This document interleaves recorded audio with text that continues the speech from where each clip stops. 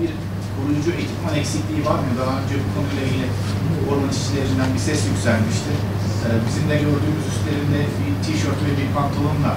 Ormanlar bütün toplumun ortak mirasıdır. Benim de, sizin de, yakanın da ortak mirasıdır. Çünkü ormanların ürettiği oksijenden hep beraber eşit oranda faydalanıyoruz. Ormanlara sahip çıkmak benim de görevim, sizin de göreviniz. Ben sizin bilmediklerinizi, ulaşamadıklarınızı, doğru bilgileri sizlerle paylaşmak, sizin de bu yeşil vatanı koruma anlamında kamuoyunu bilgilendirmek için hep beraber bir mücadele vermek gerektiği kanaatindeyim. Ormanları korumak aynı zamanda bir savaş mantığı içerisinde yürütülür. Ancak orman yangınlarıyla askeri savaşın arasında farklılıklar var. Askeri savaşta karşınızda bir canlı var. Onun da korku duygusu var. Acıma duygusu var, merhameti var, korkusu var, vicdanı var. Ama orman yangınlarıyla savaşta bizim ateş savaşçılarımızın karşısında bu duyguları yaşayan bir şey yok. Karşımızdaki ateşin ne merhameti var, ne vicdanı var, ne korkusu var, ne acıma duygusu var, ne açlık duygusu var, ne tokluk duygusu var. Dolayısıyla karşımızdaki ateşin hiçbir duygusu yok. Siz bununla savaşıyorsunuz. Bu sizin üzerinize geliyor. Siz ateş savaşçıları olarak, yeşil vatanın koruyucuları canını dişine takarak bunlarla savaş veriyor. Bazen de maalesef canını dişine takıp bu doğayı korumak için mücadele eden arkadaşlarımız da bazen de canını kurtaramıyorlar. Yangınlar bir savaş mantığı içerisinde yürüyor. Şimdi baktığımız zaman 24 Türkiye'nin 1/3 ormanlarla kaplı arkadaşlar. Yani 3 metrekareden 1 metrekaresi orman. Bunu korumak durumundayız. Eğer biz bunu koruyamazsak, ürettiği oksijenden faydalanamazsak, doğayı yok edersek, yaban hayatı yok edersek, bunun bedelini bir yerlerden öderiz. En sağlıklı ödeyeceğimiz yer en acil sağlıktır. Çünkü bu yeşil vatanı hep beraber korumak durumundayız. Askeri savaşta 700.000 askerimiz var. Her yıl savaş çıkmıyor. Her ayda savaş çıkmıyor. Ama biz 700.000 askeri bulundurmak zorundayız. Bulunduğumuz coğrafya bunu bulundurmayı gerektiriyor. Aksi takdirde bizi bu coğrafyada, eğer caydırıcı gücünüz yoksa, bu coğrafyada bizi yaşamamız çok kolay olmaz. Bu mantıkla hareketle 3 metrekarenin 1 metrekaresi ormansa, aynı mantıkla ormanları korumamız için de yeterli ekipman, teknik altyapı, işçiye ihtiyacımız var. Orman Genel Müdürlüğü 186 yıllık bir kurum. Cumhuriyet'ten daha eski bir kurum. Ve uzman bir kurum. Bu kadar arazinin, coğrafyanın korunmasını Orman Genel Müdürlüğü'ne vermişsiniz. Yetmez. Anız yangınlarını da Orman Genel Müdürlüğü'ne vermişsiniz. Yetmez. Köy yangınlarını da Orman Genel Müdürlüğü'ne vermişsiniz. Yetmez. Doğal afeti de Orman Genel Müdürlüğü'ne vermişsiniz. Evet, tamam, bunları verdiniz. Ama Orman Genel Müdürlüğü bu doğayı, bu yeşil vatanı neyle koruyacak? Oraya gelince orada soru işaretleri var. teknik altyapı olarak Orman Genel Müdürlüğü'nün bir eksiği söz konusu değil. Yani 105 tane helikopteri var. 27 tane uçak var. 1776 tane arazöz var. 831 tane ağır iş makinesi var. 2000'e yakın ilk müdahale aracı var. Yani ilk müdahale aracı dediğimiz bu çift kabinli 4 çeker araçlar. Onların arka römorkunda 1 tona yakın depolar var, su depoları. Bunlar yangına hassas yerlerde konuşlanırlar. Orada nöbet tutarlar.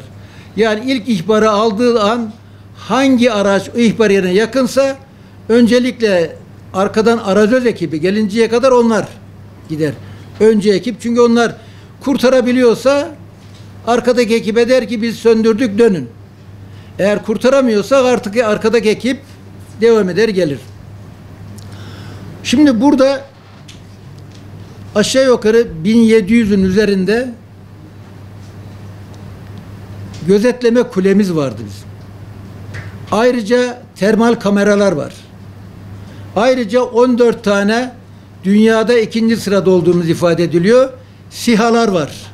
Bunlar 7/24 araziyi tarıyor, coğrafyayı tarıyor ve gördüğü dumanı, alevi yangın hareket merkezine bildiriyor. Yangın hareket merkezi hem o yangına yakın bölgede var, hem Ankara'da var. Ankara'daki merkez oradaki arazözün plakasına kadar, şoförüne kadar, kaç kişi olduğuna kadar Ankara'dan takip eder, görür. Ve oradan ekipleri istediği yöne yönlendirirler. Şimdi burada değerli arkadaşlarım, altyapı, teknik yapıda bir sıkıntımız söz konusu değil. Bu orman yangınlarıyla mücadele etmek çok ucuz bir şey de değil. Çünkü o helikopterlerin saati 5.000 dolar. Uçağın saati 10.000 dolara uçuyor. Bunlar kolay yapılan bir şeyler değil. İnşallah Orman Genel Müdürlüğü 2028 yılında 28 tane Skorsky tipi yangın söndürme helikopterini TUSAŞ tarafından paraları filan ödüldü, siparişi verildi. TUSAŞ 2028 yılında 28 tane Skorsky tipi yangın söndürme helikopterini Orman Genel Müdürlüğü'ne tahsis edecek. Bu biraz daha işimizi kolaylaştıracak. Şöyle kolaylaştıracak. Genel Müdürlüğü'yle de konuştuk bunu. Orada bir tek yakıt masrafınız var. Pilotun zaten maaşını ödüyorsunuz. Kira ödemiyorsunuz. Helikopterlerimiz yüklü olarak o coğrafyanın üzerinde devriye gezecekler. İlk gördükleri alevi, dumanı gördükleri yerde haznesindeki suyu boşaltıp ve o yangının daha yayılmasını engelleyecekler. İnşallah o güne doğru da gidiyoruz. Bu olması gereken bir konudur. Şimdi burada şuraya dikkatinizi çekmek istiyorum arkadaşlar. Saat 17'den sonra çıkan yangınları daha dikkatli incelemek gerektiği kanaatindeyim. Çünkü dün Sayın Cumhurbaşkanımız da ifade etti. 4000 küsür yangın çıkmış. Bunun yarıdan fazlası orman dışı yangınlardan meydana geliyor. Bu toplumu bilinçlendirmemiz, uyandırmamız gerekiyor. Ormancılıkta bir 3-30 kuralı var arkadaşlar. Bu şu demektir. Eğer güneşin ısısı 30 derecenin üzerine çıkıyorsa,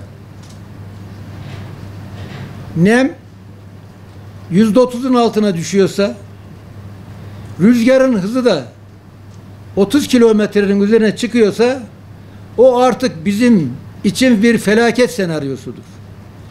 her an orman çıktı, yangın çıktı, çıkacak. Bugünlerde meteorolojik verilere baktığımız zaman mevsim şartlarının 6 ila 12 derece üzerinde ısının olacağını meteorolojik veriler ifade ediyor. Bu demektir ki artık ormanlardaki o ağaçlardan dökülen ibreler, divitler, çamın ibreleri, bunlar artık barut haline gelmiş demektir. Dolayısıyla bizim ormanları tepe yangınına çıkmadan önce yetişir, bastırabilirsek engelleyebiliyoruz. Tepe yangını yaptıktan sonra, yani yangın ağacın tepesine çıktıktan sonra o yangını müdahale etmek, söndürmek çok kolay olmuyor. Çünkü bakarsanız, sizin muhabirleriniz de biz de izliyoruz. Yanan yerin 500 metre, 1 kilometre ilerisinde böyle çam ağaçların tepesinde ampul yanmış gibi şeyler görürsünüz, ışıklar görürsünüz. Bunlar tepe yangınının ilerideki ağaçların ibrelerini kurutup daha yangın oraya gitmeden, kızışmadan dolayı orada yangının çıkarttığını görürsünüz. Dolayısıyla o arkadan çıkan yangının arasında kalmamanız kaçınılmazdır. O nedenle diyoruz ki biz, orman yangınları bir savaş mantığıdır. Taşıma suyla değirmen dönmediği gibi taşıma suyla da yangınları söndüremeyiz. Dolayısıyla iki unsur var dedim. Uçaklar, yer ekipleri. Hava unsurları yangını söndürmez. Ne yapar? Yukarıdan su atarak tepe yapmış yangını baskılar, aşağı indirir. Ve yer ekipleri de girer, yangını söndürür. Yani yer ekibi girmeden sırf askeri savaşta olduğu gibi uçaklar yukarıdan bombalar, sahayı yumuşatır, piyade girer, savaşı kazanır. Burada da aynı mantık. Uçaklar yukarıdan suya atar, sahayı yumuşatır, tepe yapmış yangını yere indirir ve ekipler girer, o yangını söndürür. Şimdi ekiplerde, yer ekiplerinde sıkıntı var. Sıkıntı olmasa Mersin, Bozyazı'dan riskli bir bölge, her an yangının çıkıp çıkamayacağı da olan belli bir bölge, siz oradan Bursa'ya işçi gönderiyorsunuz. Zonguldak'tan işçi gönderiyorsun, Bolu'dan işçi gönderiyorsun, Karadeniz'den işçi gönderiyorsun, Artvin'den işçi gönderiyorsunuz. O işçi zaten oraya gelinceye kadar yangın müdahale kontrol altına alınma aşaması aşmış demektir yani. Şimdi 3 gündür, 4 gündür uyumayan işçi var. Bu insandan hangi verimi bekleyebiliriz? Bu insanlar yanmış toprağa döşek, oradaki bir taşı yastık yaparak 2-3 saat ne kadar dinlenebilirse o kadar dinleniyor. Veya arazözünün tekerinin dibinde kafasını koyup 1 saat, 2 saat ne kadar dinlenebilirse bu kadar dinleniyor. Bundan verim alamazsınız. Alamıyoruz da zaten. Onun için biz diyoruz ki yer ekiplerini yerinde güçlendirelim. Şimdi Orman Genel Müdürlüğü'nün 22.700 işçisi var. 25.000, 26.000 söyleniyor. Oradaki kelime dikkat edersen işçi denmiyor. 26-27.000 çalışan var deniyor. Bunun içinde mühendisi var, işletme müdürü var, bölge müdürü var, memuru var. Dolayısıyla yangınla mücadele edecek işçinin sayısı 22.700. 22.700'ün 4.500'ü Mayıs sonu Haziran ayında işbaşı yaptı. Daha bunlar genç çocuklar. Hızlandırılmış bir eğitimle bunlar yangına girdiler. Bunlar yangından tecrübe kazanmış elemanlar değil. Tecrübeleri yok. Bunların korkma hakları var mı? O ateşin karşısında korkma hakları var. Korkarlar mı? Korkarlar. Dolayısıyla 2 aylık işçi hızlandırılmış eğitimle yangına girmemeli. Onun için Orman Genel Müdürlüğü Tarım Orman Bakanı Vahit Kirişçi'nin döneminde 15.000 benim işçiye ihtiyacım var diye Maliye Bakanlığı'ndan talep etti. Maliye Bakanlığı kulağının üstüne yattı. İbrahim Yumaklı Bey geldi bakanlığa. O güncelledi, tekrar talep etti. Ama onun sonunda, kavga gürültünün sonunda 4.500 tane yangın işçisi Maliye Bakanlığı geçici mevsimlik işçi adı altında verdi. Şimdi 8.500 deniyor. Evet, 8.500 doğru. 4.000 tanesi memur. Maliye Bakanlığı 8.500 verdi de bunun 4.000 tanesi memur, 4.500 tanesi de işçi. Dolayısıyla 4.500 işçi de ancak geçen senenin açığını kapattı. O nedir derseniz, biliyorsunuz 2004 yılı sonu itibariyle 31 Aralık'a kadar emekli olmazlarsa işçilerin maaşında %25, %30 bir düşüş söz konusuydu. Buradaki tecrübeli, birikimli işçiler emekli maaşım düşecek diye emekli oldular 4.000'e yakın. Yani bu 4.500 kişi de zaten ancak onların yerini doldurdu. Dolayısıyla Maliye Bakanı acilen Orman Genel Müdürlüğü'nün talebi olan 15.000 işçi kadrosunu bir an önce Orman Genel Müdürlüğü'ne tahsis etmelidir. Bir sendikacı olarak sizi ne ilgilendiriyor diyebilirsiniz. Beni ilgilendiriyor. Çünkü benim arkadaşlarım orada can veriyorlar. Benim arkadaşlarım orada gece gündüz uykusuz, çoluğundan çocuğundan ayrı kalmış can veriyorlar. Tabii ki beni ilgilendirir. Devletin bürokratı çıkıp da ben 15.000 işçi talep ettim, Maliye Bakanlığı vermedi de diyemiyor. O zaman görev bana düşüyor. Basın emekçiliği olarak hep beraber hepimize düşüyor. Çünkü işin başında da söyledim. Bu yeşil vatanı korumak hepimizin görevi. Ben bu noksanlıkları gündeme getireceğim. Siz de bunu gündeme taşıyarak kamuoyunun gündeminde bu yeşil vatanı koruma uğrunda hep beraber mücadele edeceğiz diye ifade ediyorum. Çünkü biraz önce 17'den sonra çıkan yangınlar diye bir dikkat çektim.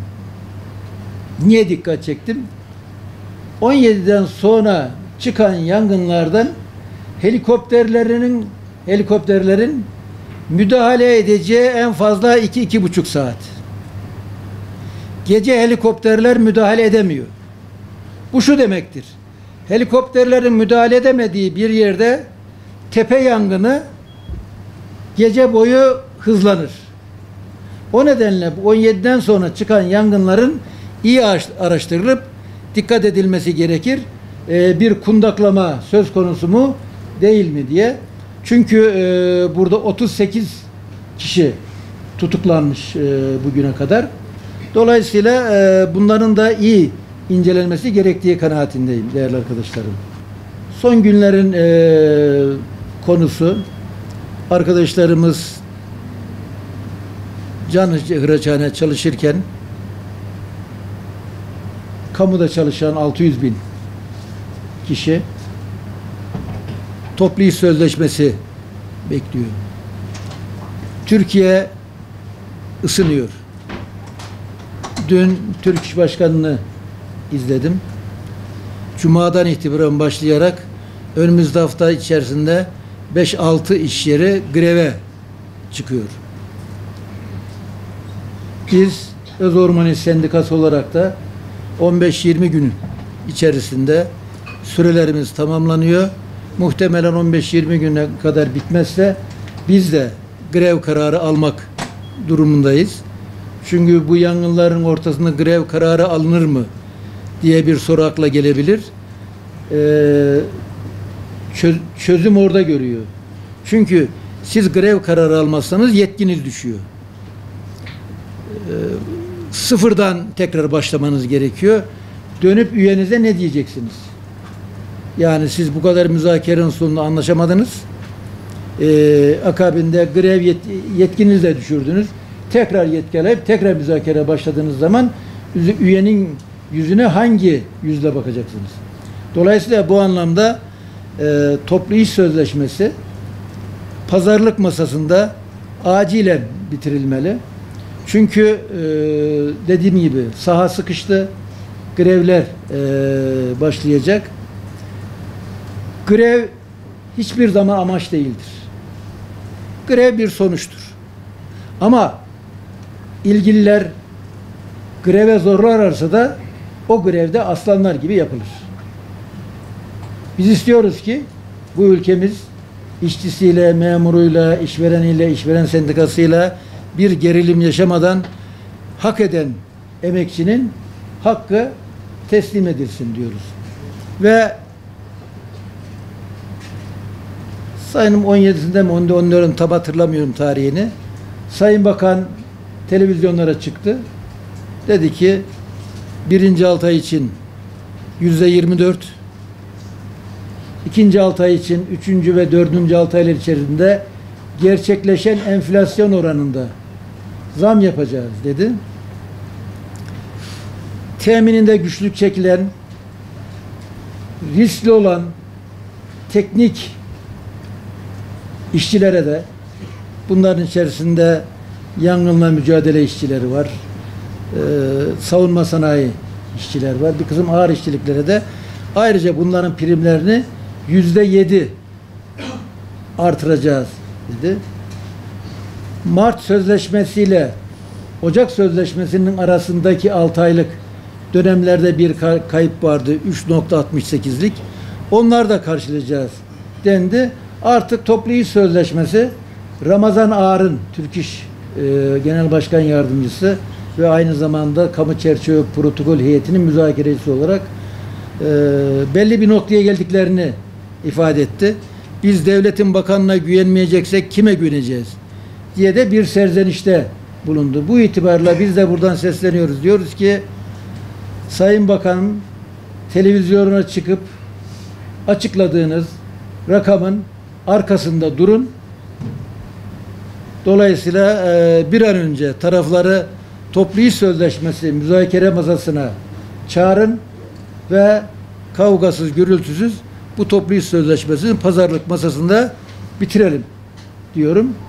Ben davetinize icabet ettiğiniz için, katıldığınız için, gösterdiğiniz ilgiden dolayı teşekkür ederim. Sorularınız varsa da baş göz üstüne.